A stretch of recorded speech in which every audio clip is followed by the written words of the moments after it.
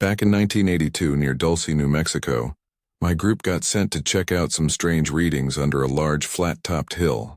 We were told it was nothing, just a quick look around. But the air smelled like cleaning chemicals and metal, and the hole we found wasn't made by any machine I'd ever seen. We went down anyway. We shouldn't have. What we found under that rock still keeps me awake at night. So before we continue, please make sure to like and subscribe to support the channel and comment down below where you're watching from. Thanks. You ever smell a storm before it even shows up on weather radar? That taste in the air. Metal, dust, electricity. Dulce felt like that before the sun came up. Wind cutting down off the hill. Sky low and ugly, flat gray. Like the land knew we shouldn't be there. We rolled out in 2 trucks. No markings, no flags, no bumper numbers, nothing. Plain tan, beat up. Government license plates. No canvas cover on the back. Just benches welded in and a pipe to hold on to so you don't bounce out and break your teeth. We were packed in with our backpacks and rifles across our laps. Gun barrels pointed down between our boots. Everyone hunched in their collars and staring at nothing. No one was talking. A couple guys were nodding off and catching that jump sleep. Chin hits chest. Snap awake. Chin hits chest again. Boots brace so you don't slide when the driver hits the bumpy road. You could feel every bump in that dirt road all the way up your spine. My lower back felt like metal bars. The medic sat across from me, rubbing under his nose again and again like the air already made him angry. The lieutenant sat near the back, one hand on the roll bar, radio handset tucked under his gear where the wind wouldn't rip the cord. He still had that new face. 2 fresh shaves still visible at 5 in the morning. Not enough experience yet. A new lieutenant, but a good one. He listened more than he talked, which was rare for a new lieutenant. He had his notepad open on his leg, kept checking it like maybe the plan would change if he stared long enough. Top sat next to him. Big, quiet, chewed the same little piece of gum like he'd been working it since 1968. Shoulders like stacked plates, eyes half closed like he was asleep. He wasn't asleep? We'd gotten the briefing back at the hideout and nobody liked it. They called it recon. Low risk. Confirm and report only. That means command wants to deny knowing about it. That also means they expect something worth denying. The lieutenant ran through it again in the truck for anybody who hadn't caught it the first time. Ground sensors picked up repeating vibration spikes under Archuleta Mesa. Somebody's drilling under government land without permission. Could be drug cartel tunnel. Could be illegal mining. Could be foreign trouble. Could be some civilian idiots with too much money and a rented rig. We go in, confirm the source, get the location, get pictures, and leave. We are not to destroy anything. We are not to take anything. We are not to fight unless someone fights us first. Rules of force stay standard unless I tell you different. Got it? That was the official line. He said it flat. Annoyed. Like even saying it out loud felt dumb. Nobody asked what kind of drug cartel can afford to drill straight under a hill in the middle of nowhere on federal land. Nobody asked why vibration data got kicked to a recon team instead of some government suit. Nobody asked why this was us. We hit a cattle gate about 15 minutes out from Dulce. Top hopped down, opened it, and waved us through. He shut it behind us and smacked the back of the truck twice. We kept rolling up toward the hill. Sagebrush and low bushes and old burned tree stumps from some fire years back. Red dirt, no movement, no cattle, no dogs, nothing. We came up on the site just after first light. The whole setup was wrong. There was chain-link fence like you'd see around a temporary generator farm. 8-foot-tall fresh posts, no rust. Topped with loose razor wire that hadn't even collected dust yet. Inside the fence, one small tent. Not an army tent. Civilian-looking tan, squared insulated wall panels. One cable ran from the tent to a quiet generator sitting on rubber blocks. The generator was humming steady. No up and down, just one solid note. Even. Too even. And then there were the 2 guys. They weren't ours. They had buzz cuts and clean boots, but not military boots. Some off-brand hiking thing. No rank, no patches, no name tape, no ID, no armor plates, just light jackets, radio earpieces, clipboards. They looked at us getting out of the trucks, then looked away. Wouldn't make eye contact. That right there set the tone. We got out like normal. Security spread out, rifles low. Nothing dramatic, nothing loud. It was supposed to be a daylight sweep and a report. But you could feel it in how guys were moving. Nobody dragging feet. No one joking. No one asking who packed chewing tobacco. We weren't in training area mode. We were in war mode. Top walked up to the two tech guys. Gave them that smile he does that isn't a smile. "You boys running my generator without permission?" They didn't answer. One of them just looked past Top's shoulder like Top wasn't there and said, "Timeline moved up. We'll be out of your way shortly." The voice was flat. No accent, no region. Like a radio voice. The medic muttered real low, "That ain't normal," under his breath. The air smelled wrong at that fence line. That was the first real thing. It wasn't dead cow. We all knew dead cow. It wasn't trash fire. It wasn't diesel. It had this hot edge to it like hot metal hit with bleach, sharp enough to sting. I felt it in the back of my throat and under my tongue. The medic rubbed under his nose again, harder, like he was trying to scrape the smell off his face. The lieutenant logged our arrival in his notebook. Time, weather, number of people. He marked down 2 site contractors like he was pretending that's what they were. He did his check-in with command on time on the 15-minute window. 3-2, this is actual on site. Confirmed 2 civilian tech. No additional contact. Stand by for initial sweep. Command came back right away. Too quick, like they were holding the mic and waiting. Copy actual, confirmed, proceed per tasking. Report structural oddities. No entry. That was the last time we'd hear that. We pushed past the tent to set up a perimeter. Standard work. Measure the terrain.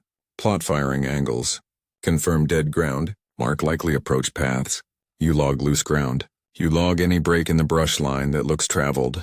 You mark where the dirt doesn't match the age of the rest of the dirt. We did that. One of our guys, Ramirez, crouched down by a patch of disturbed ground near the base of the hill.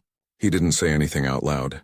Just tapped his boot prints, then tapped another set a foot away, then held his hand up, palm down, fingers spread. That's his way of saying, "What the heck is this?" The other prints were wrong. Heel shape was off. The arch was too long. Toes too narrow. No tread like ours. Ours were standard issue Vibram. Clear ridge pattern. These were smooth. Almost like someone poured weight down without rolling heel to toe. We all saw that and nobody laughed. The lieutenant saw it too. He didn't comment. He just wrote. We kept moving around the face of the hill. Low scrub, loose rock. Red dirt kicked up under boots. Wind cutting through us sideways. I could feel grit in my teeth. That smell got stronger near one chunk of brush piled against the rock. That hot, bleached chemical stink. The medic actually gagged once and did that swallow cough thing so he wouldn't spit in front of Top. Top lifted his hand and we all lined up without having to be told. Playtime was over. Behind the scrub and some netting was an opening. Not natural. The rock face had been cut. I mean cut. Perfect. Vertical. Circular. A smooth shaft down into the hill. No blast scarring, no broken rock spill, no drill marks, nothing. Just a clean hole maybe 2 meters across with a steel collar welded into the mouth. The welds were fresh. You could still see heat discolor. The collar itself had no tag, no numbers, no maker stamp. Smooth. New, shiny. Even under dust. I've been around mining outfits, oil outfits, tunnel work. Nothing like this. It looked too clean, too smooth. Like a machine did it that I've never even seen in pictures. Top crouched at the edge but didn't lean in. He just looked at the lieutenant. The lieutenant keyed up. Actual to command. We have located unauthorized underground access point. Coordinates to follow. Structural reinforcement in place. Request updated tasking. Command cut in so fast he clipped the tail of the lieutenant's words. Copy access point. Stand fast. Then there was a hiss under the reply. Not static. More like feedback chasing the last word. It hung in the air half a second after command let go of the mic. The lieutenant stared at the handset like it had just spoken back in a different voice. Then command came back again. Actual. You are cleared to check internal up to level 3. Confirm only. No fighting unless someone fights you first. Report findings. You could feel the air change when those words hit. This was no longer look and leave. This was go in. Top didn't argue, not on the radio. He just nodded once like, yep, that's how it's going to be. Everyone else tightened gear. Backpacks got cinched down. Chin straps got checked. Mouth guards went in. Gloves pulled on. Armor plates shifted tight. The casual posture died right there at the edge of that shaft. No one cracked jokes. No one said, "Who's the idiot?" We were past that. The medic whispered to me, Yo, that smells worse at the hole. You smell that? That ain't right. Yeah, I smelled it. Hot metal bleach. Under it, something old like copper and wet. That was the moment I knew we weren't getting a normal day. We found the way down easy. The shaft wasn't just a hole. There was a platform inside. It looked like an elevator, but not like any freight or mine lift I've seen. No cage, no cable. Just a round deck with a rail waist high and a control panel on a small fixed column at chest level. The control panel was metal, brushed steel, no screws, no seams. Looked like it grew out of the column instead of being bolted on. It had numbers 1 through 6, just the numbers stamped, not printed. No up arrow, no down arrow, no stop, no emergency brake, no key slot, no English, nothing. The lieutenant stared at it. "That's not standard Army anything," he muttered. Top said, "No, sir. It is not." The lieutenant called it in. "Actual to command. We have an internal lift system. 6 selectable levels, no visible safety. Request confirm level 3 access only." Again, command came back fast. "Too fast, actual. Proceed to level 3. Survey only. Maintain control of your team. Acknowledge." The lieutenant looked at Top. Top held the lieutenant's eyes a long 3 seconds. The kind of look where he's telling him, "This is dumb, sir," without saying the words. The lieutenant finally said, "Copy. Level 3, Top." Top didn't like it, but he went with it. We lined up in 2 groups on the platform. Half first, half second. Rifles low, not slung. Muzzles pointed down and out. You don't sling in tight spaces unless you're an idiot. Armor plates out, knees bent. We filled that circle shoulder to shoulder. Boots hit the deck and I felt this faint vibration through my soles. A hum, not loud, more like a pressure under the skin of your feet. The lieutenant touched the 3. Just tapped it with his glove. The door at the top of the shaft slid shut over us. Not down, not like a normal elevator gate. It slid sideways across the opening like an iris, sealing light out. We were under red light now. Low emergency glow built into the railing around the platform. Then we dropped. My stomach didn't move. That was the part that messed with me. Every elevator you've ever ridden, you feel the dip in your gut. Not here. The deck hummed under boots. Shoulders vibrated soft, but you felt like you were standing still and the world was moving around you instead of you moving through it. Air temperature dropped with each second, breath fogged in that red light. I could see Top's breath in front of me, see it roll up off his lip like winter. I rubbed my fingers and couldn't feel the tips right.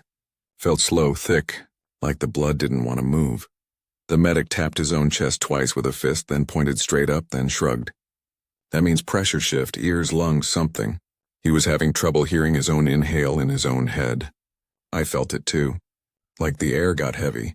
Like deep water. But not on my chest. More on the inside of my head. The radio in the lieutenant's hand hissed. He keyed up. "Actual to command. We are en route to level 3. Be advised, pressure change possible." Then we all heard it. His own voice came back in our headsets not even a full second later. Echoed but wrong. The words were the same, but the tone wasn't, more flat, less human. Like someone copied the sound and played it back wrong. He let go of the mic real slow. Nobody said a word. The platform stopped. No jerk, just no more hum. The door slid open sideways again. Same weird motion, like a camera lens opening. Level 3 didn't look like anything I've ever seen. First thought, concrete bunker, Cold War type. But not really. The hallway past the door had walls that looked poured. Yeah. But then melted. No seams, no corners. No sharp 90-degree edges. Everything rounded off. Runny. Like someone had poured concrete with heat and let it sag and cool that way. The light was low, indirect. Overhead strips sunk behind some kind of cloudy covering. Not normal fluorescent. No buzz, no flicker. Just this uniform low white wash we moved out in textbook fashion. Slow, clean, 2 on point, 2 wide. Lieutenant in the pocket. Top floating. Medic center. Rear security tight. Rifles up now. No more low ready. Triggers indexed but close. Our footsteps sounded too loud. Every boot hit echoed back weird. I could hear my own steps from ahead of me. Like the sound bounced and turned around and came back wrong. The whole place felt like a throat, like we were inside something. No hum from air vents. No rattle from ducting. No drip, nothing, just us breathing. The smell hit next. Up top it was bleach and hot metal. Down here was copper and something like hospital drain. Sharp enough to taste. We hit the first junction. Left clear. Second junction. Right clear. Then we saw the glass. The hallway opened into a row of rooms. Each room was sealed with floor-to-ceiling glass panels. The glass was thick. Thicker than it needed to be for humans. Like aquarium thick. Inside each room was a tank. Not like a water trough. Not like a lab sink. Full wall tank built right into the structure. Hoses ran from the ceiling into the tanks. The hoses weren't all metal. Some looked like bone. I know that sounds dumb. I'm just telling you what it looked like. Pale, off-white, no braid. Almost porous. Cloudy liquid in 2 tanks. Couldn't see through it.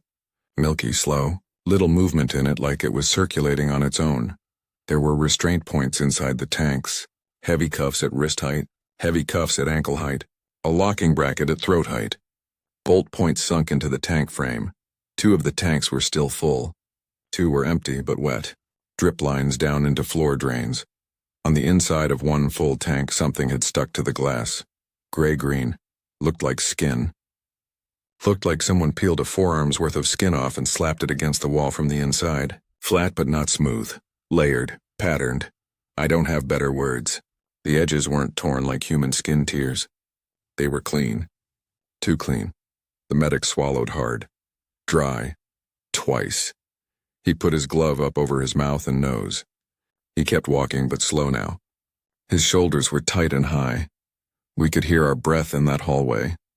That's it. Just breath. Nobody said, "What the heck?"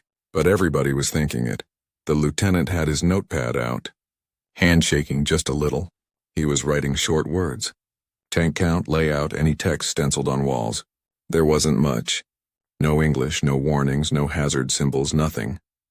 We moved deeper along the wall of glass rooms. Top kept glancing at the ceiling. I noticed it too. No cameras, no obvious sensors, no lights we could shoot out. It was like walking through someone's insides.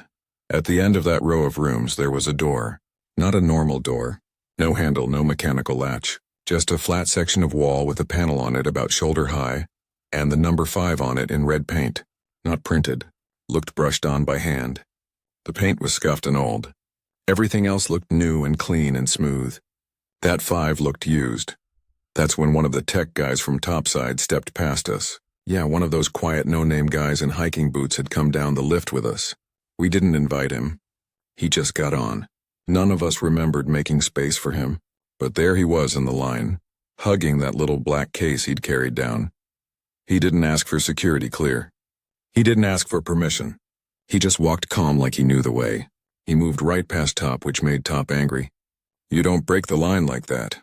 You don't push past Top, you just don't. The tech guy went to that 5 door. He put his palm flat on that panel. No code, no badge, no key. The door unlocked. No noise. Just a soft shift in the wall. And the wall slid open. That made every hair on my arm stand up under my sleeves. Every rifle in the team came up a half-inch higher. And that was when I felt it for the first time. Air. Warm air coming from below. Past that door. Not warm like desert air. Wet warm. Body warm. That wrong smell riding up with it. Bleach and copper and rot. And something else I couldn't place. Something alive. The lieutenant called a short hold with his fist up. We locked in. Top dropped 2 guys on rear watch. Rifles covering back down the smooth hallway toward the lift. 2 guys took the far across corner. Everyone else stayed tight on the door the tech had just opened. We were doing it by the book. Even here. Even with nothing about this place matching anything in the book, the lieutenant whispered, "Count." That was all he said. So we did. We started counting tanks, lights, doorways, hall turns. We memorized where each junction sat off the main hallway. We marked in our heads how many steps between each turn, how far to cover if we had to drag a body back. You always do that on entry. You build the map in your head because paper gets lost, radios die, batteries die. Your head is the only guaranteed map. Boots stayed on the line. No one wandered. We were tight. The tech guy didn't care about any of that. He had his palm still on the panel and was already past the doorway. I remember his face. No sweat, no fear, calm, like a guy walking into his office. That made me angry in a way I can't explain. Inside the door, past that panel, was a service corridor.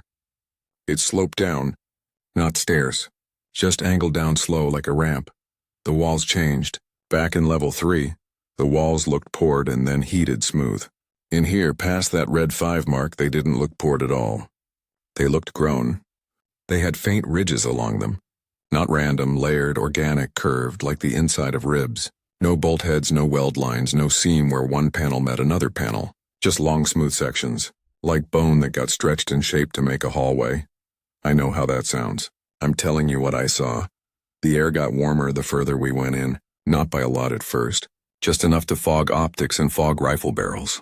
My rifle started sweating from the sling point forward, little dots of moisture forming and rolling down, like I'd just come in from a cold night into a hot tent. My cheek weld felt slick. We were already sweating under our plates that fast. We'd just been seeing breath fog 2 minutes ago. Top made a face I've only seen twice in my life, disgust and anger and worry all mixed. He adjusted his plate carrier higher up over his collarbones. I watched 2 other guys do the same. They wanted their throat covered. The point man raised a fist and we froze. Then he opened his hand and pushed it low, flat to the ground in front of him. That means eyes on something. We all leaned in real slow, rifles following his barrel.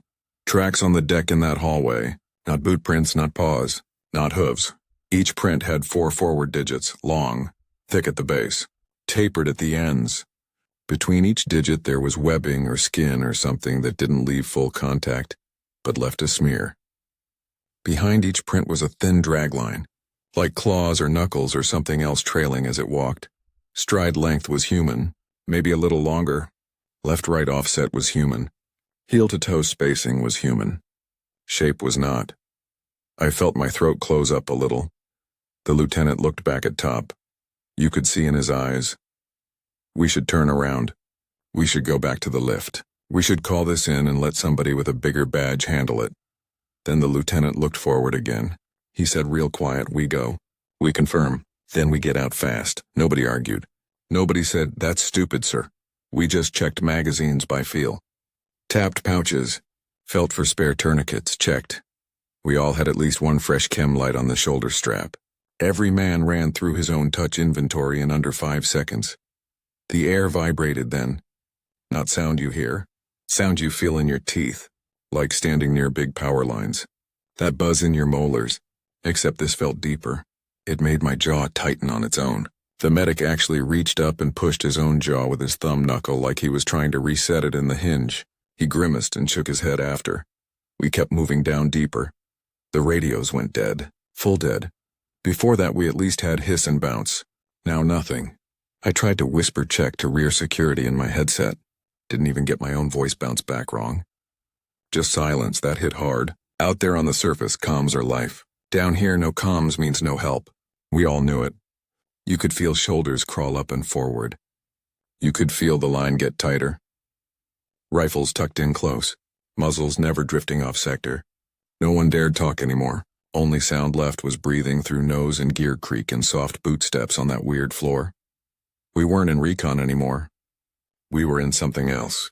We just didn't have a name for it yet.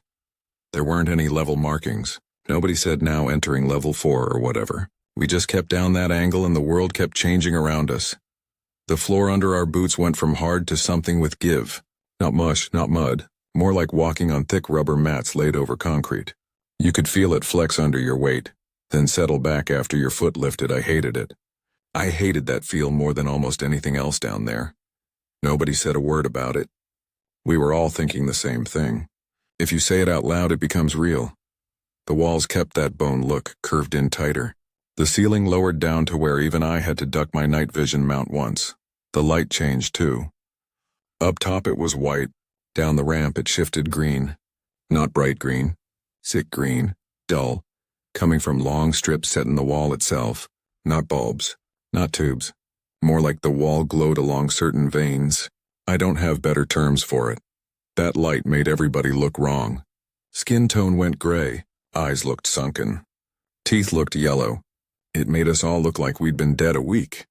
I stopped looking at faces. The corridor opened up into a chamber. Ceiling low, maybe 8 feet. Walls curved in, almost egg-shaped. The whole room felt like standing inside a ribcage. I saw restraints first, not cuffs, frames. Full-body restraint frames bolted vertical to the far wall. Each frame looked like it was shaped for a human torso. Shoulder hooks, wrist locks, hip clamps, throat brace. There were metal spreaders set at rib level. Like someone could crank them open and hold a chest cavity apart while the body was still standing. Dried, dark stains ran down from those frames to little floor drains. The stains were thick, layered, old. Some of it had dried in ridges. I've seen blood. This wasn't right for blood. Too dark, too sticky, too much body to have that little spray. 2 of those frames were bent, twisted outward. Like something too strong for the locks had pulled against them and warped steel. Steel doesn't bend like that easy. Not like that. Then we saw the cage, center of the room. Not square. The bars weren't straight. They curved, warped. Like someone heated metal until soft and then pulled it into long arcs and twisted them together while it cooled. The bars had gouges in them, long gouges, tooth or claw gouges, full thickness in some parts. The cage door hung open, hinges bent, like they'd been hit hard from the inside. On the floor of the cage there were drag marks. Something big had lain there, heavy, then got pulled out.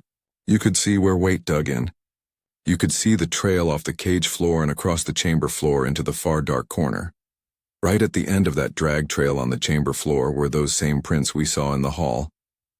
The 4-digit ones with the drag lines. Bigger now. Deeper now. Top held his fist up. We froze. Rifles up, there was sound in that corner. Not fast, slow, a scrape. Weight shifting. Flesh on metal. I could hear my own heartbeat punching in my throat while we slowly aimed into that dark. Then it leaned forward into the sick green light. I don't have a word that fits it clean. It was tall, a head and a half taller than Top, and Top's not a small man. Shoulders wide, arms long, arms too long. Elbows sat lower than where a normal human's would hang. Forearms way long, hands past knee level, skin. I keep saying skin, but that's not it. It looked layered, overlapping, not smooth like ours. More like plates, patterned, gray-green and dark. Not shiny, not wet, more like scar tissue built up on scar tissue forever. The joints worked like normal joints, but too smooth. No hitch, no shake. Like everything inside was in perfect alignment. Its head was shaped mostly human. Mostly. Jaw strong. Forehead longer and swept back.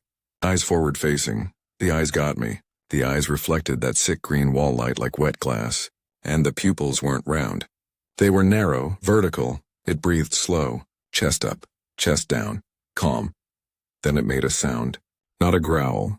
Not anything like an animal I know. More like a dry clack deep in its throat. Short bursts of click that rattled metal in my fillings. You could feel it more than hear it. For 3 long seconds, nobody fired. We just stood there in that dead green light with rifles up and brains locked. Training wants to put the threat into something you know. Human, animal, whatever.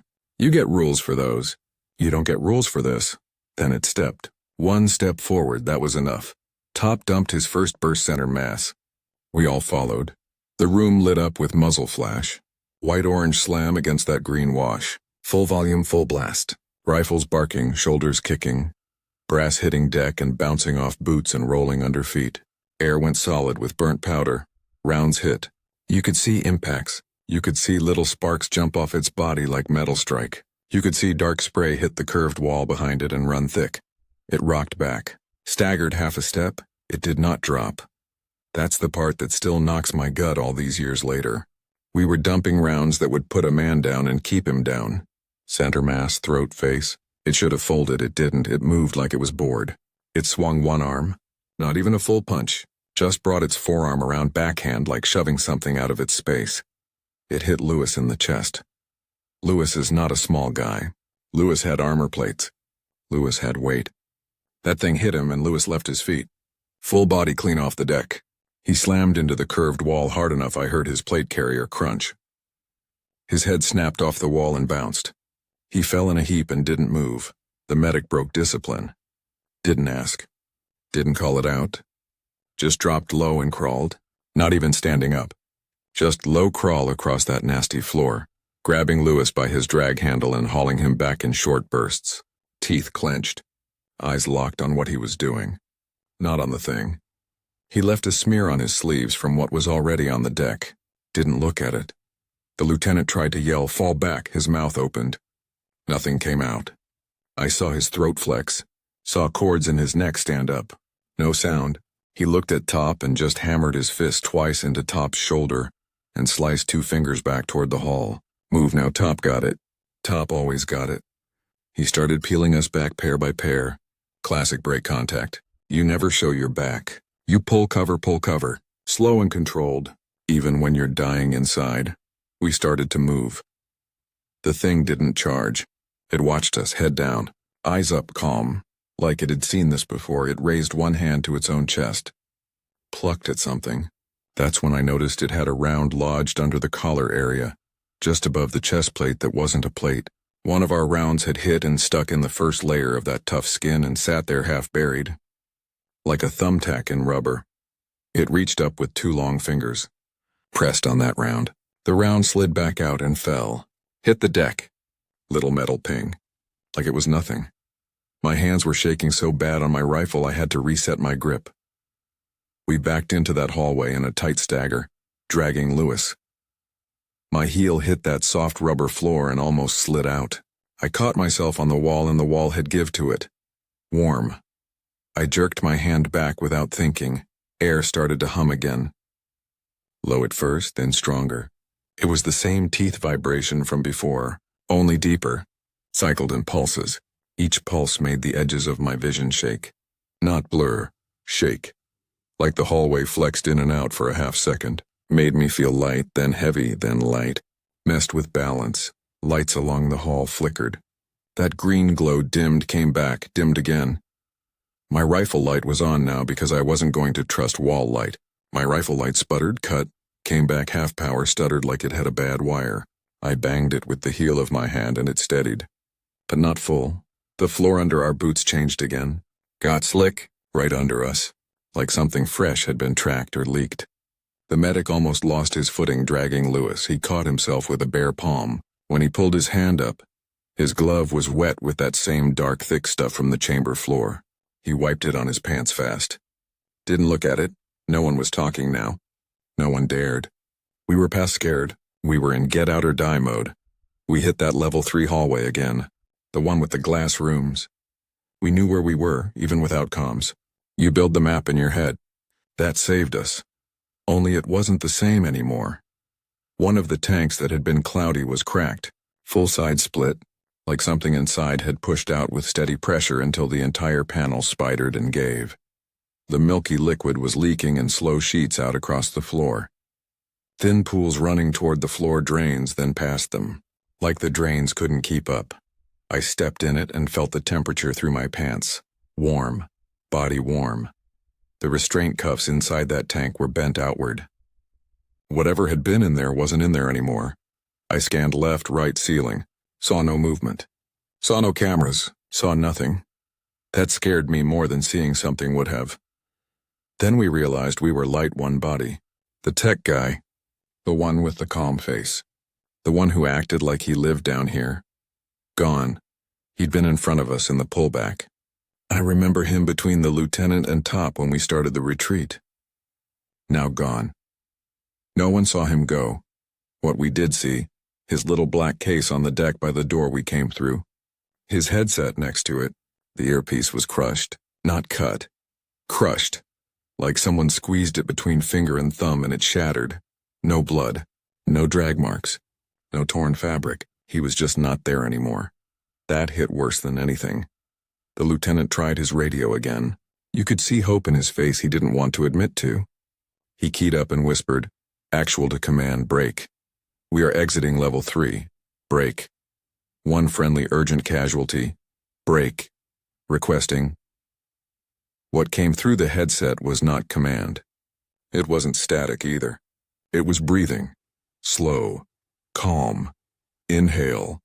Exhale. Right against his ear. Too steady for panic. Too deliberate. It sounded like something big trying to fake being calm for us.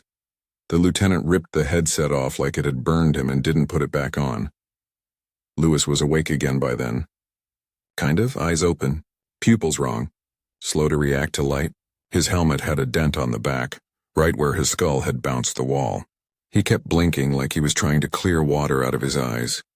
The medic checked him fast. No field neurokit, just hands, pupils. Squeeze my hand. Follow my finger. Standard check. Lewis tried to give a thumbs up, but his fingers twitched and wouldn't lock in place. His hand kept shaking, like he had a tremor. The medic swore under his breath. He clipped a strap from his own rig to Lewis, hooked Lewis to himself like a tow line. He wasn't leaving him. We got eyes on the lift. Door was already open. That stopped us cold. None of us had hit the panel. None of us had called the lift. But there it was. Door split aside. Platform waiting. Lit red, humming quiet, like it was on idle. Only the 3 on that weird panel was lit, solid red. No other numbers glowed. Top didn't care how wrong that was. He just started shoving us in. Move, move, move, move under his breath.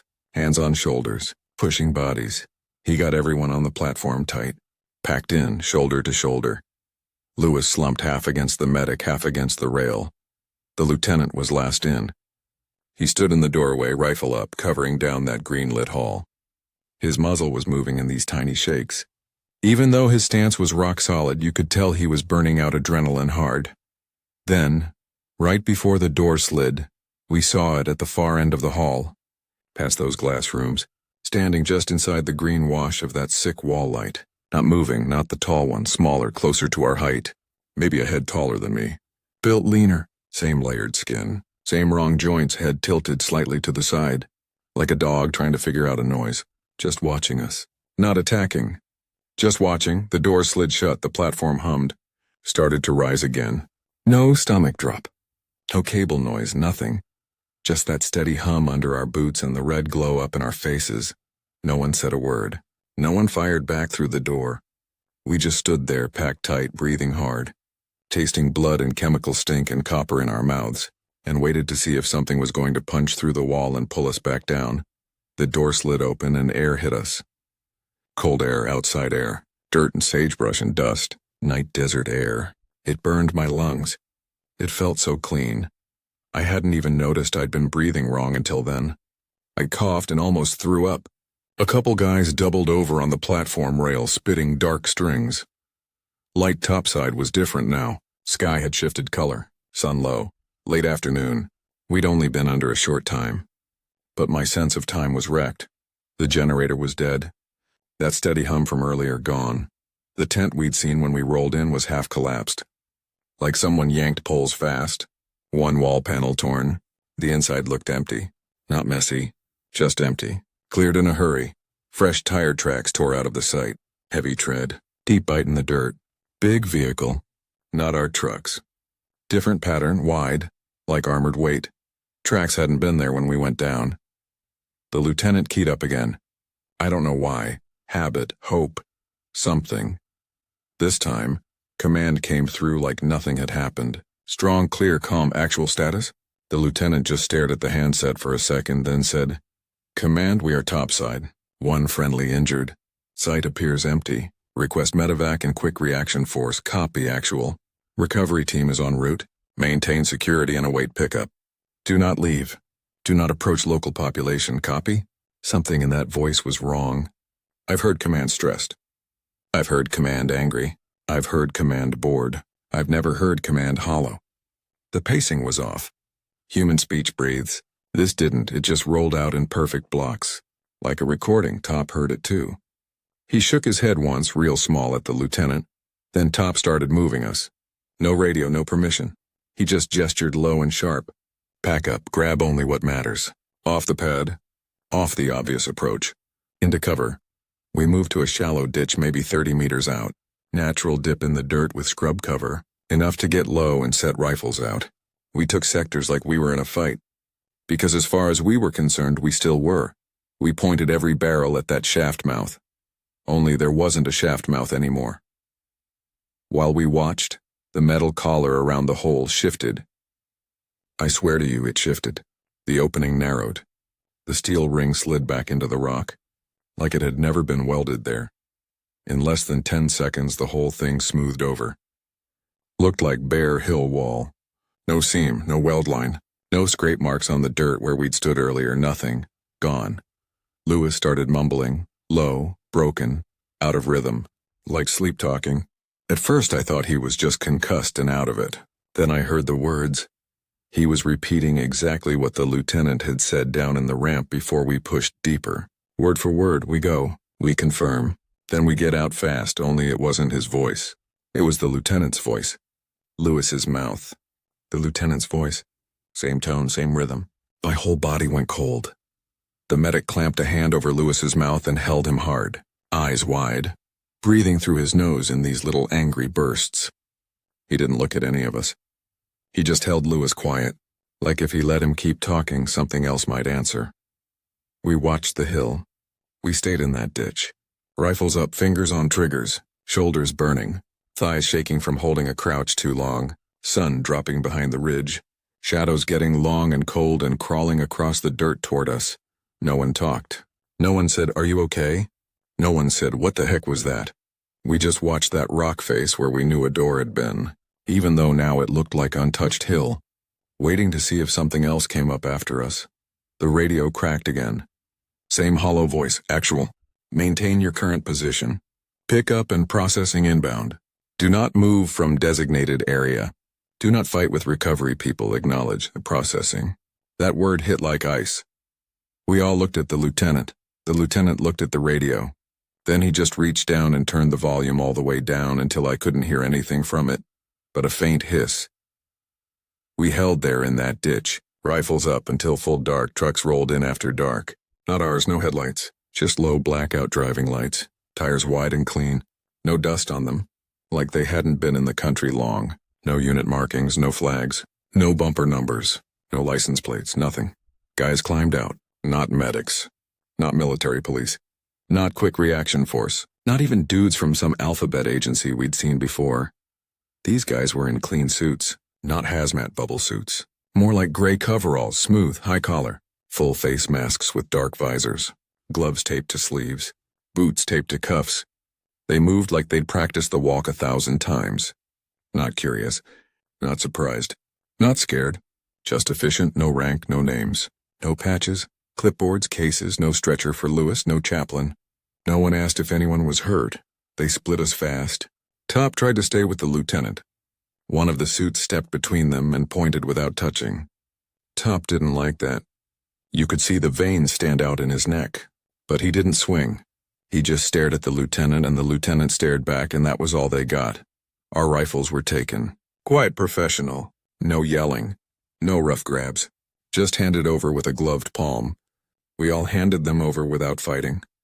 I still don't know why. I think shock had us by the throat by then. They walked each of us to a different truck. They angled bodies so we couldn't keep eyes on each other. Every time I tried to look over at someone else, a suited body moved into my line of sight and blocked it. Lewis got special attention. They didn't ask if he could walk. They just strapped him to a rigid board with big black straps, ankles, thighs, chest, forehead. He didn't fight.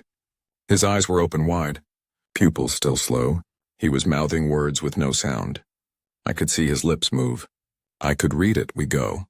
We confirm. Then we get out fast, same rhythm, same tone. The lieutenant's order looping. Only now nothing was coming out of his throat. One of the suits wrote something on a clipboard and didn't bother hiding it from me. I caught the words in cognitive echo. They handed the lieutenant a form. Paper, actual paper. Not a tablet. Not a recorder, paper. Already filled in with his name, his service number, his unit. Typed clean, all ready for his signature. I got a look at it over his shoulder before they moved me. The form said there'd been a mine collapse, underground structural failure during a joint survey. Loss of civilian contractors. Our presence on scene was stability and security support. It said nothing about level 3. Nothing about level 5. Nothing about tanks in the wall or bone hallways or cages with bent bars. Nothing about anything with eyes like wet glass and hands that could shove a full-grown man into a wall like throwing trash. The lieutenant stared at the line where they wanted his signature. His hand was still shaking.